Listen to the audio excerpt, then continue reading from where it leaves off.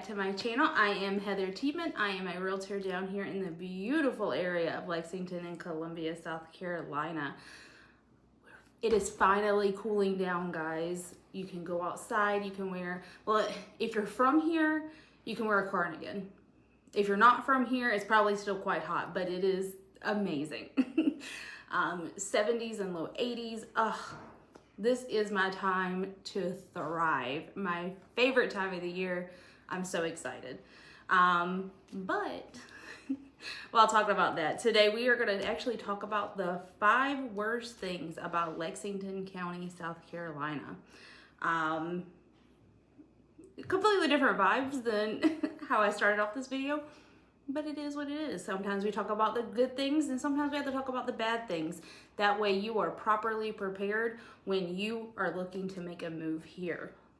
But before we get started with that, I am gonna ask that you please like and subscribe to my channel.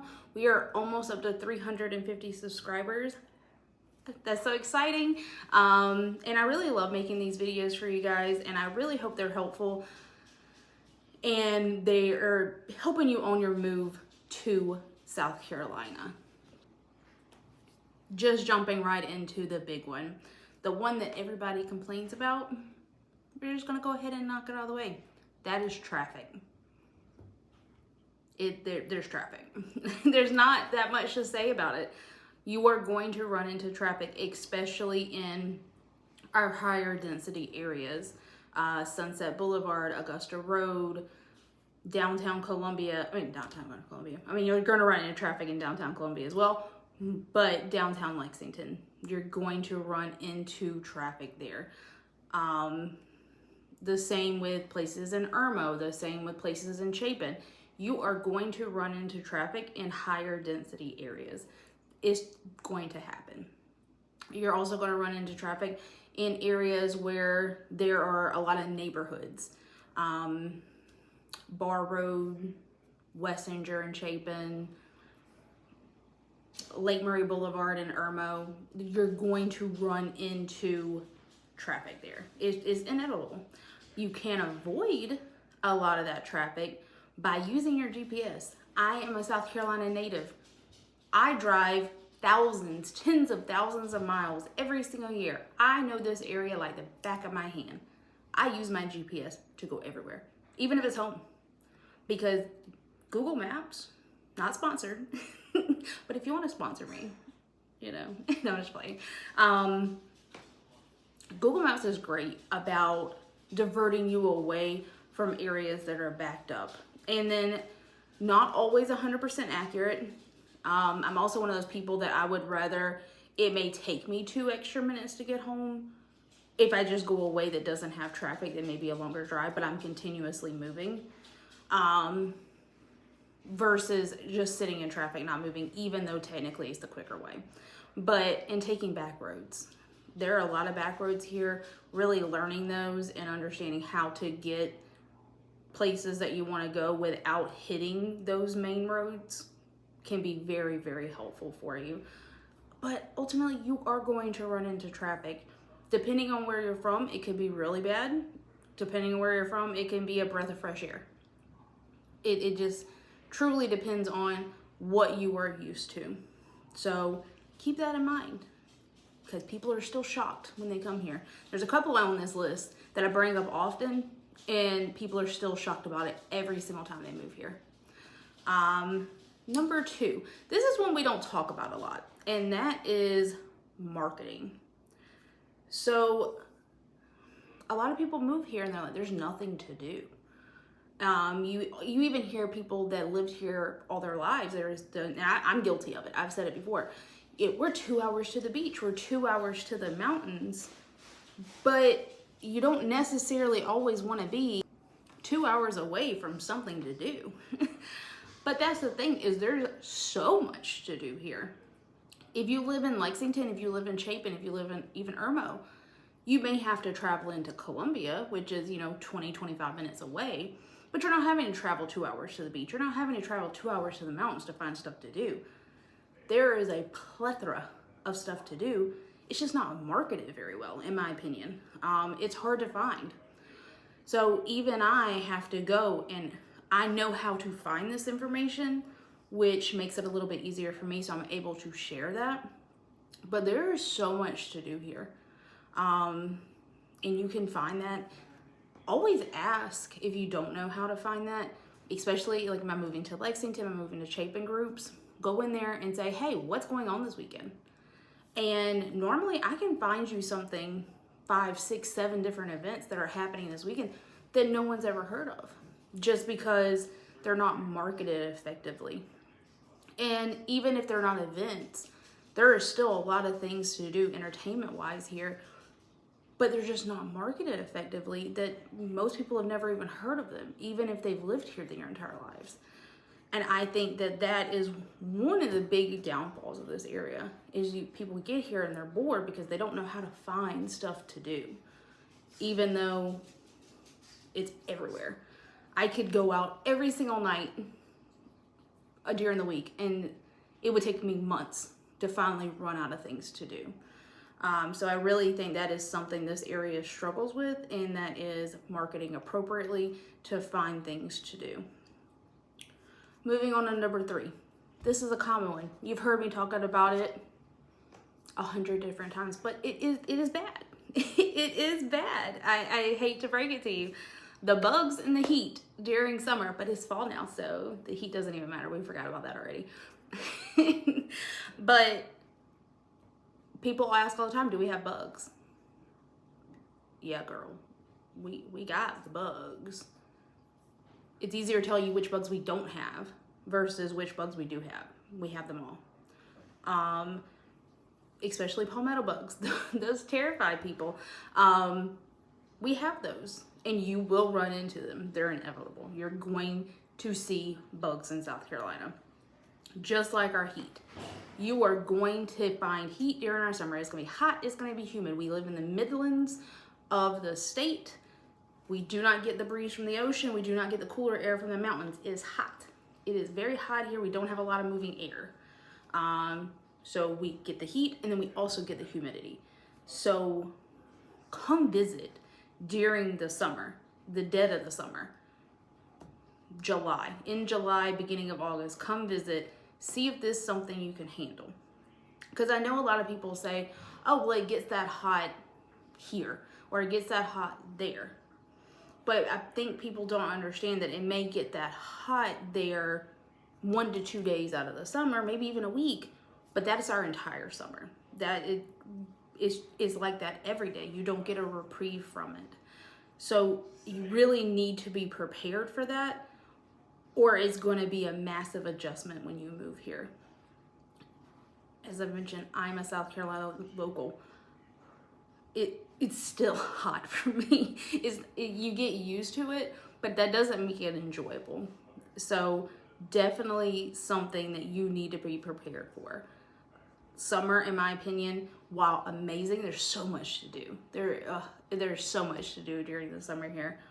But it is also probably one of my least favorite seasons of the year, because while there's so much stuff to do, you're a bit uncomfortable the entire time, versus our fall, winter, and spring, which are beautiful, and you can go out and you can really enjoy all the other months of the year. So definitely something to keep in mind. Moving on to number 4, and that's going to be our homes. This is a complaint as a realtor that I hear a lot, and I don't know if it's necessarily that builders aren't listening. I know there's some things going on with like local government and profits for the actual builder themselves, yada yada. But our homes that are being built currently, the lots are so tiny, and they're right on top of each other. And it's not what people that are coming here are looking for. They are looking for homes that have good sized lots. Maybe not acres, but if we could get half an acre would be amazing. That is something that people really would, I think they would sell out pretty much immediately if you could get homes with half an acre. And that is a big thing, is they're really not building those unless it's like a small builder that's building the one-off house here and there. But in actual communities, those are very few and far between. Now, they do happen, but they are very few and far between. So I really think that they need to get together on that, and start listening to what the consumer is wanting and what the consumer is looking to purchase. And I think that would really, really, truly help. And I also think that, I'll say this, get your home inspections when you are purchasing these new construction houses. I have seen new construction home inspections come back worse than 20-year-old homes. Get those home inspections. Make sure that this house is built properly and that you're not running into a plethora of issues after you move in. Yes, they come with warranties, and that is great, but warranty companies generally are not the best in the world. They will take care of it eventually, but do you want to constantly wait around on it? Get the home inspections. I'm a big fan of older homes. I've said it before, I've never lived in a home that I owned that was built prior to 1980. All my homes are older than that.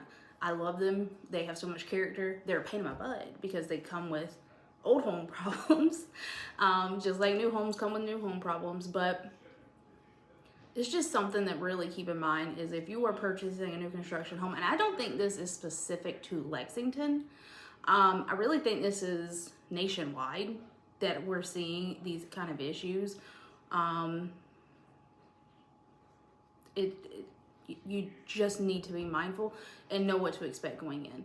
These homes are built by humans. Humans make errors, and no home is going to be perfect, even new construction.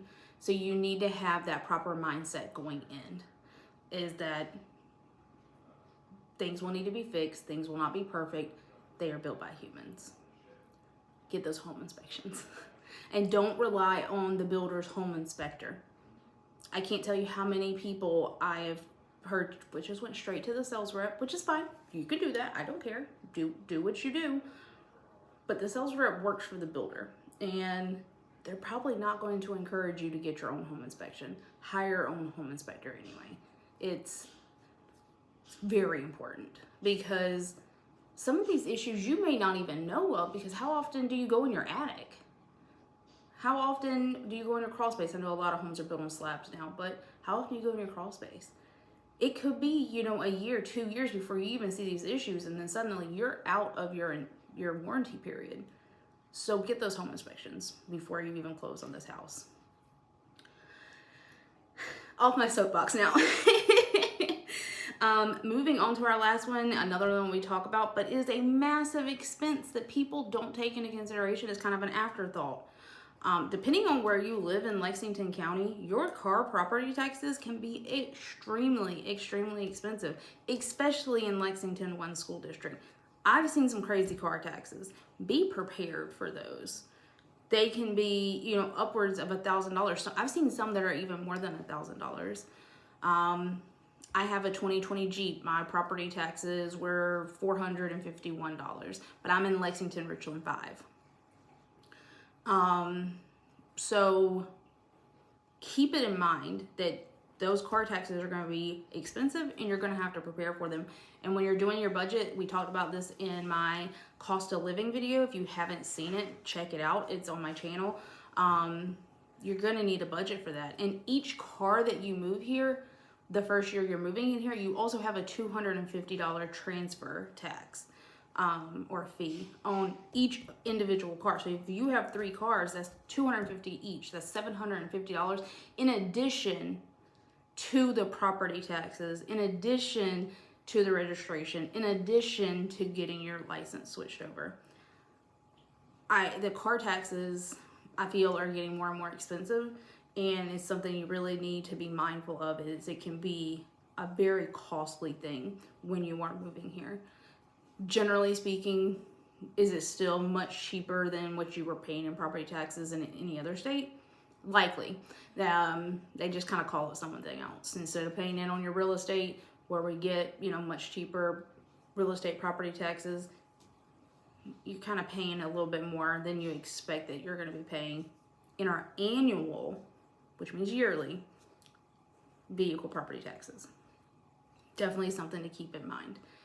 And a lot of people try to get around it by just leaving their car registered in their other state. South Carolina's figured that out. You have to have your car registered here, and your driver's license has to be here in order for you to get the discount on your real estate property taxes.